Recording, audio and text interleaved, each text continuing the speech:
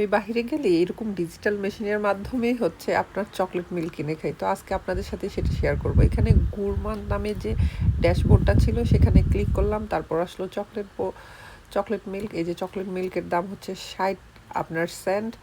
তো এই 60 সেন্ট আপনার মেশিনে হচ্ছে ক্রেডিট দিতে হবে, তারপরই আসলে এটার প্রসেসিং শুরু হবে। লেখা আছে এখানে যে কি পরিমাণ হচ্ছে সব কিছু, কত পরিমাণ এটার ক্যালোরি সব। এই যে এখানে ইউরো সাইন দেওয়া, ওখানে আমি টাকা দিলাম, দেওয়ার পরেই আপনার মেশিন প্রসেসিং শুরু করেছে। এখন এই যে আপনার ওয়ান টাইম গ্লাসটা, এই ওয়ান টাইম গ্লাসটা তার নির্দিষ্ট জায়গায় আসবে এবং মেশিন থেকে একটা চামিচ বের হবে। তো কিছুক্ষণ পরেই আপনার হচ্ছে কফি অটো তৈরি হয়ে, কফি না সরি, আপনার হচ্ছে চকলেট মিল্ক তৈরি হয়ে বের হবে। যখন এটা ফুললি হবে তখন একটা নয়েজ হবে যে আপনি এখন এটা নিতে পারেন।